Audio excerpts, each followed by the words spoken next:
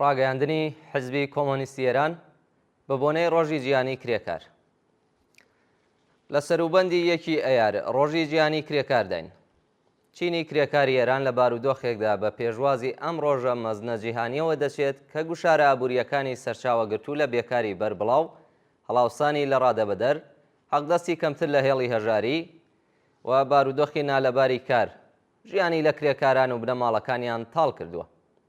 لە کۆمەڵگەیەکدا کە ڕژیمی ئیسلامی بۆ کرێکاران و زەحمەتکێشانی دروست کردووە، نەک هەر شاهدی دیاردەگەلێکی وەک چەند پیشەیی، نەبوونی گرێبەستی کار، ناسەقامگیری کار، نەبوونی بیمەی تەندروستی و بێکاری، خەوتن لە ناو گۆڕستانەکان و لە ناو ئۆتۆبوسەکانین، بەڵکو لە ئاستێکی بەربڵاودا، لەگەڵ دیاردەی وەک فرۆشتنی گلێنەی چاو، گورچیلە و فرۆشتنی منداڵی ساواش بەرەوڕوو دەبینەوە کە گشت سنوورەکانی مرۆڤایەتی و شارستانێتیان تێپەڕاندووە. لە بەرامبەرم بارودۆخەدا بەرپرسانی حکوومەتی و سەربازی، ئاغازادەکان و ئەو سەرمایەدارانە دەبینین کە بە بەهای هەژار ڕاگررتنی زۆربەی هەرە زۆری کرێکاران و زەحمەتکێشان سەروەت و سامانێکی زۆر و زەوەندەیان کەڵەکە کردووە و ژیانێکی ئەفسانەییان بۆ خۆیان دروست کردووە. سەرەڕای ئەو دۆخەی کە حکوومەتی ئیسلامی ئێران خوڵقاندوویەتی چینی کرێکاری ئێران نەک هەر تەسلیمیان بارودۆخە نامرۆڤانە نەبووە، بەڵکو بە درێژەدان بە خەبات و تێکۆشانی خۆی ڕۆڵی سەرەکی لە بزوتنەوە ناڕەزایەتی و داواکاری تەوەرەکان لە پێناو گۆڕینی ئەو دۆخەی ئێستا دەگێڕێت.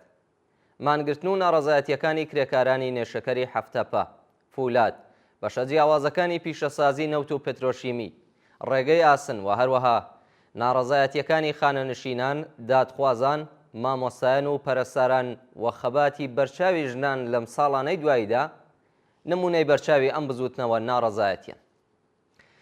ئەم خەباتانە ئەگەرچی هیچ کات بە ئاکامێکی ئەو تۆی ئابووری نەگەیشتون، بەڵام ئاستی وشیاری چینایەتی کرێکارانیان بەرز کردوێتەوە و ئەوانی بۆ خەباتی لێبڕاوانەتر لە داهاتوودا ئامادە کردووە و هەروەها لە هەندێک بواردا ڕژیمی ئیسلامیان ناچار بە پاشەکشە کردووە.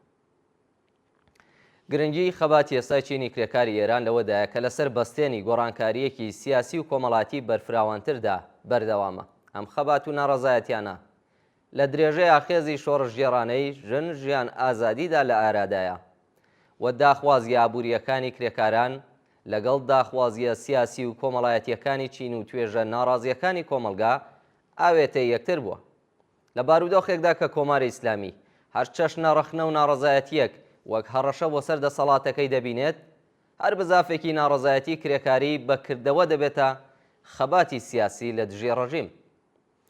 ئەگەرچی بزوتنەوەی کرێکاری ئێران خاوەن ڕێکخراوی جەماوەری و ڕێبەرایەتی سەرتاسەری نییە، بەڵام بزوتنەوەی مانگرتن و ناڕەزایەتی کرێکاران بەستێنێکی گونجاوی بۆزاڵ بوون بەسەر ئەم کەم و کوڕیانەدا پێکێناوە. لە ناخی ئەم بزوتنەوەیەدا نەوەیەک لە هەڵسوڕاوان و ڕێبەرانی کرێکاری سەریان هەڵداوە کە ڕۆڵێکی گرنگ لە ڕێخستن و بەرەو پێشبردنی خەباتی کرێکاریدا دەگێڕن.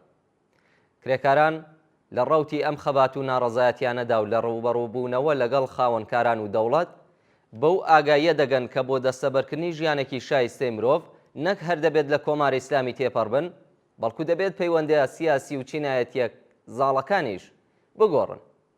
بەڵام خەباتی چینی کرێکار لە پێناو ڕزگاربوون لە ستەم و چەوسانەوە خەباتێکی جیهانیە. سیستەمی سەرمایەداری جیهانی بە پێچەوانەی ئەوەی کە بانگەشەی بۆ دەکرا نەبرسیەتی لە ناوبرد و نەخۆشگوزەرانی بۆ مرۆڤەکان بە دیاری هێنا و نە ئیمکان و دەرفەتی دەستڕاگەیشتنی هەمووانی بە پەروەردە و بێداشت و دەرمان فراهەم کرد و نە دێموکراسیشی پتەوتر کرد. ئەمڕۆ بە ئاشکرا دەبینین بازاڕی ئازاد کە سەرمایەداری شانازی پێوە دەکرد جێگای خۆی داوە بە یاسای دیکتەکراوی کەی خودای جیهان واتە ئەمریکا. شەڕە بێکۆتاییەکان لە ناوبردنی زەوی و زار و دارستانەکان، بەکارهێنانی بێسنووری سوتەمەنی فۆسیلی و پەرەسەندنی بەرهەمهێنانی چەکی کۆمەڵکوژ جیهانیان لەگەڵ کارەساتێکی ژینگەیی بەرەو ڕوو کردوێتەوە. بێهداشت و دەرمان لە بری خزمەت بە باشترکردنی ژیانی مرۆڤ خەریکە ببێت بە پیشەسازیەک بۆ بەدەستێنانی قازانج کە زۆربەی هەرە زۆری کرێکاران و زەحمەتکێشان بە تایبەت لە ناوچە پەراوێزکەوتوەکانی جیهان لێی بێبەشن. مافی مرۆڤ کە سەرمایەداری سەردەمانێک بە بیانووی ڕەچاوکردنی گەلێک شەڕی لەسەر بەرپاکرده بوو، ئێستا لەلایەن خودی وڵاتانی ڕۆژاواوە پێشێل دەکرێت و و لە بەرچاوی هەمووان ئیسرائیل غەزەی کردوتە دۆزەخ و هەزاران ژن و منداڵی بێدیفاعی خەڵتانی خوێن کردووە. مافی پەنابەران خەریکە بە تەواوی پشتگوێ دەخرێت و حزبە ڕاستڕەوە برژوازیەکان لە ئامریکا و ئوروپا و تەنانەت لە ئێرانیش بە پێی تێۆریەکی ڕەگەزپەرستانە پەنابەران بە هۆکاری سەرەکی قەیرانی ئابووری سەرمایەداری ناو دەبن.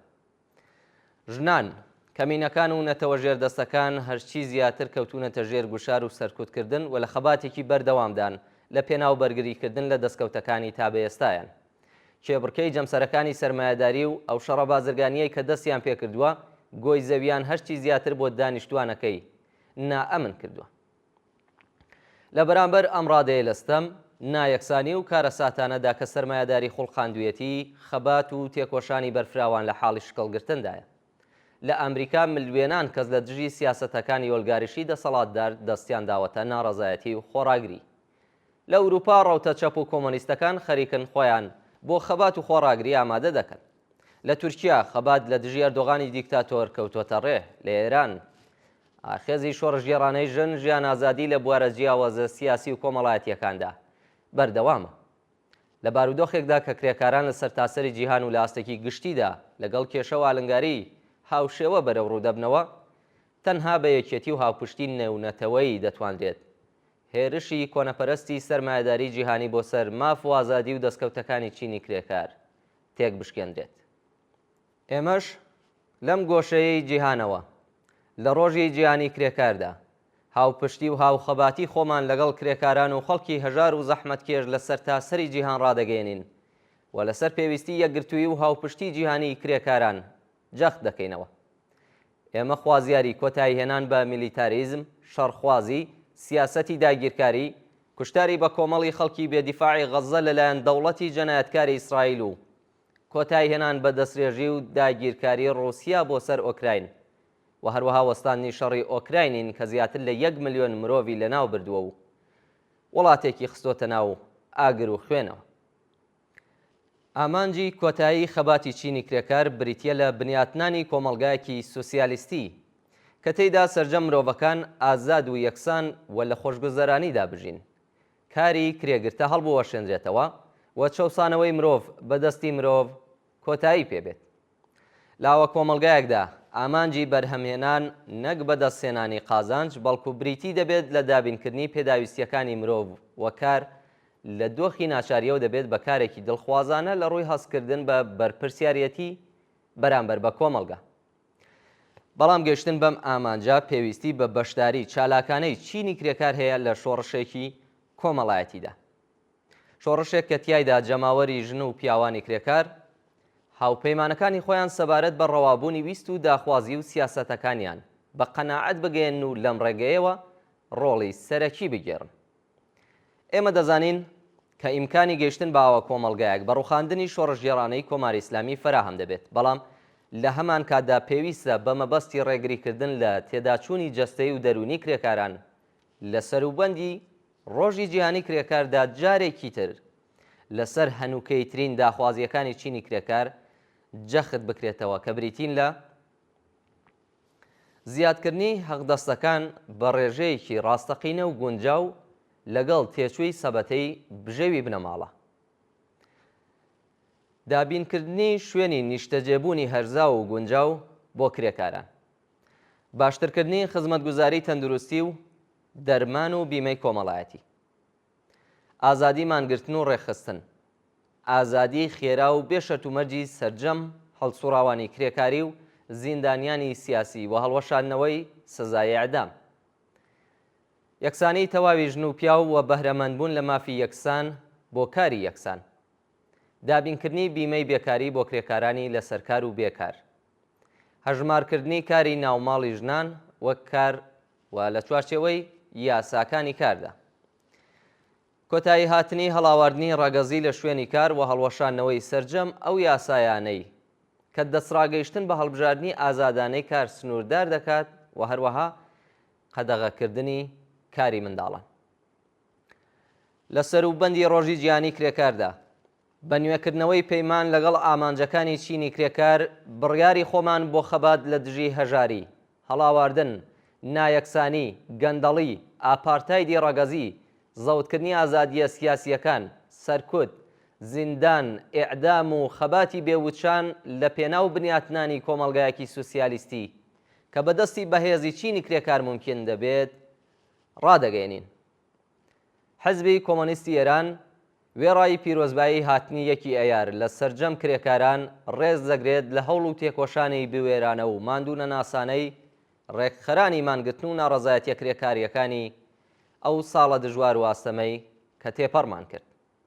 حزبی کۆمۆنیستی ئێران ڕێکەوتی یەکی گوڵانی 1404 هەتاوی بەرابەر بە 22 ئابریلی 2025 زاینی